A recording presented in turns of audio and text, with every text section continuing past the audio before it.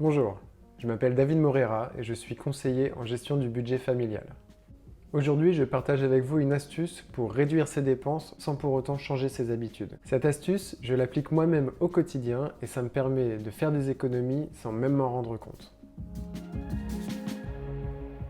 Se serrer la ceinture, faire attention, surveiller ses dépenses, c'est lourd tout ça. Je pense que comme moi, vous avez envie de vivre avec légèreté et bonheur, et vous ne voulez pas chambouler tout votre quotidien pour faire quelques économies par-ci par-là. Ce que je vous propose aujourd'hui, c'est une astuce toute simple qui va vous permettre de faire des économies sans avoir à y penser.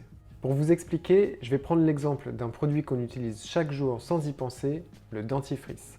On a tous vu la publicité de dentifrice où on nous montre le gros plan de la brosse à dents avec la tonne de dentifrice dessus.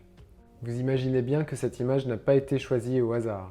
Et sans nous en rendre compte, on a inscrit dans notre cerveau que la quantité normale de dentifrice à mettre sur une brosse à dents, c'est celle de la publicité.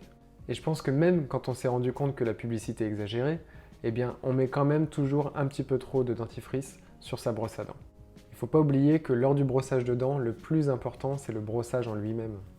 Donc mon astuce, c'est ce que je fais moi-même au quotidien, c'est de mettre moins de dentifrice sur la brosse à dents. Et puis peut-être la prochaine fois d'en mettre encore un petit peu moins, etc. Le calcul que je fais est simple. Si je mets 2 fois moins de dentifrice, ce sera 2 fois moins de tubes à acheter, ce sera 2 fois moins de tubes à jeter également. Et ça, c'est pour un résultat d'hygiène et de confort équivalent.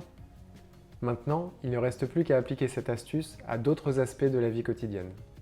Pour ma part, je l'utilise pour le chauffage, je mets 1 degré de moins pour chaque pièce. Pour l'eau, je fais couler l'eau moins fort qu'auparavant.